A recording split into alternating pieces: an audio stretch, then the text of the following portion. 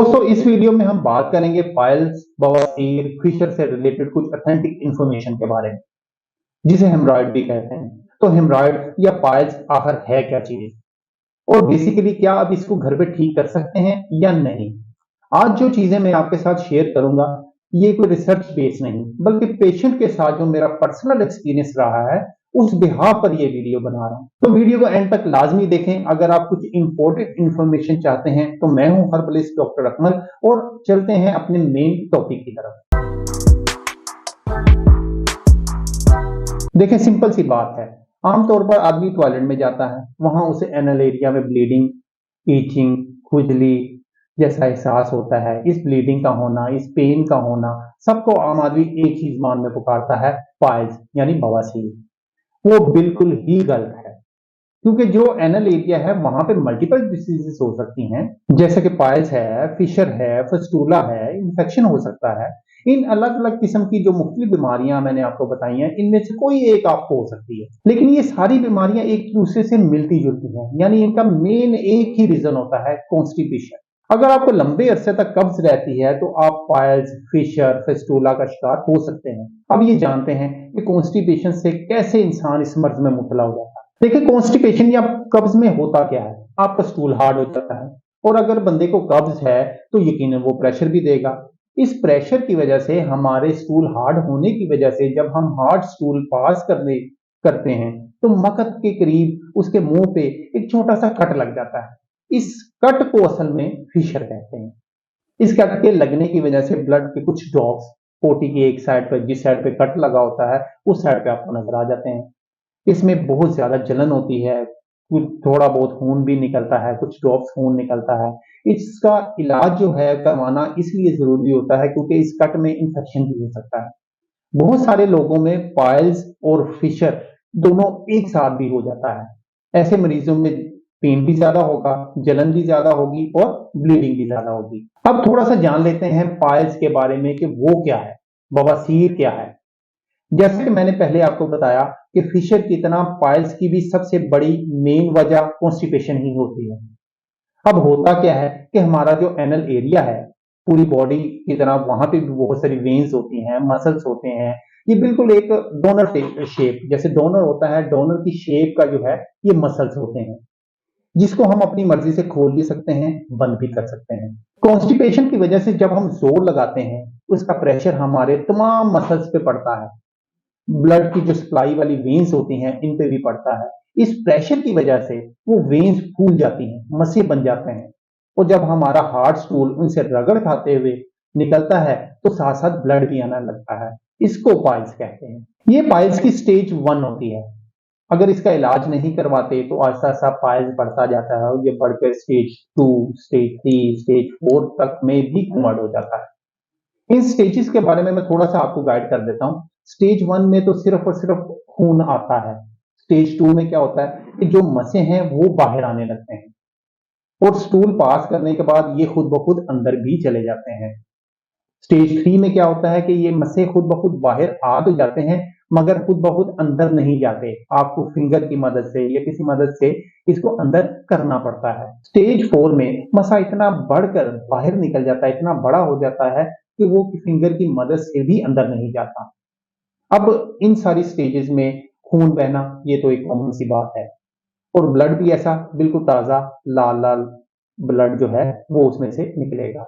और अगर किसी को अगर सिर्फ पाइल्स है, फिशर नहीं है, तो इस बंदे में जो पेन है, जलन है, वो इतनी ज्यादा नहीं होगी।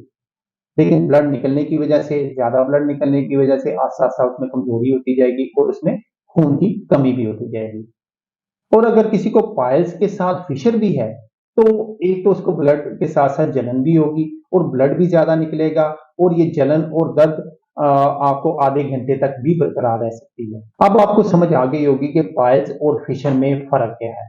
फिशर में बहुत ज्यादा दर्द होता है क्योंकि वहां कट लगा होता है, लेकिन खून कम आता है, जलन और दर्द काफी देर तक हो सकता है।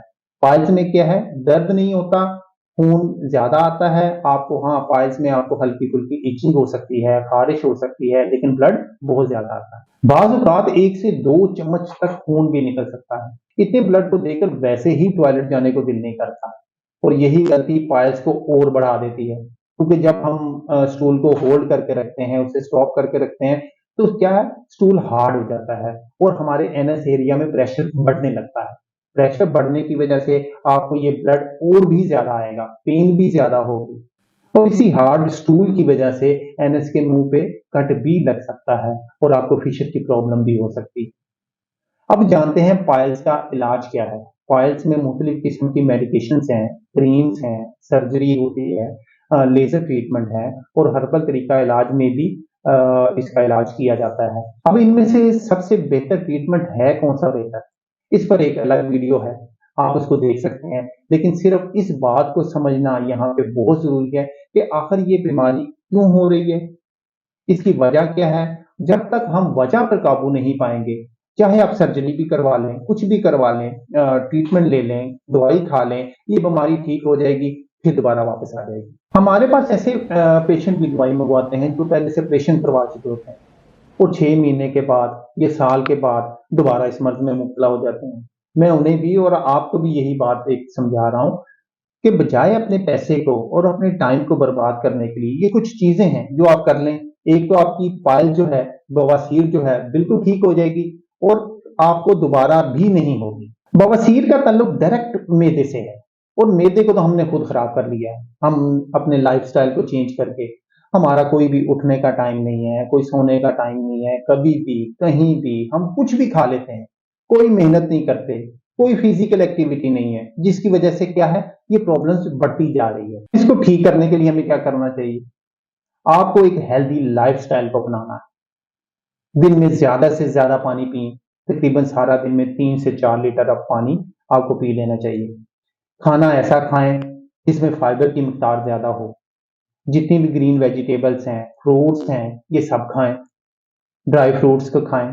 चिकन और मटन का इस्तेमाल कम से कम करें, अगर हो सके तो रेड मीट को तो बिल्कुल ही अवॉइड कर दें, बिल्कुल ही खत्म कर दें अपनी जिंदगी से। पत्थर वाली चक्की से गंदम पसवा कर उसकी रोटी बनाकर खाएं। स्पाइसी खाना बिल्कुल कम खाएं क्योंकि स्पाइसी खाने जो हैं कॉन्स्टिपेशन को और पाइल्स को बढ़ा देते हैं। रोजाना आप गर्म पानी वाले टब में 5 से 10 मिनट के लिए बैठें, इससे भी आपको राहत मिलेगी। अब एंड पे स्टेज 1 में जो पाइल्स के पेशेंट होते हैं, जो स्टार्ट के पाइल्स के बवासीर के पेशेंट हैं, उनको मैं एक बात समझाना चाह रहा हूँ कि इन लोगों में ज्यादातर ऐसे लोग होते हैं जिनको पता ही नहीं चलता कि मुझे पाइल्स हो गई, क्योंकि उनको डेली बेसिस पे ब्लड नहीं आ रहा होता। कभी 1-2 दिन आ गया, कभी हफ्ता नहीं आया, कभी उसके बाद फिर आना शुरू हो गया, फिर खत्म हो गया। तो वो इस प्रॉब्लम को सीरियस नहीं लेते, इग्नोर कर देते हैं और अपने इसी इग्नोरपन की वजह से वो अपने मसले को बढ़ा लेते हैं। बीमारी को अगर हम शुरू में ही पकड़ लेंगे, इसको इग्नोर नहीं करेंगे, तो एक तो हम जल्दी ठीक हो जाएंगे, दूसरा अपने पैसे को भी जाया होने से बचा लेंगे। अगर हम अपने लाइफस्टाइल को चेंज कर लें, थोड़ी सी चीजों को अपना लें, तो घर पर ही अपनी स्टेज 1, स्टेज 2, हत्ता के स्टेज 3 के जो बवासीर के पेशेंट है वो इसको रिकवर कर सकते हैं। तो दोस्तों, अब आपको इस वीडियो में 3 चीजें मैंने जो है समझाई है। पाइल्स किसको कहते हैं, फिशर क्या होता है, पाइल्स की स्टेजेस क्या हैं और इसको ठीक करने के लिए आपको क्या क्या चीजें करनी पड़ेंगी।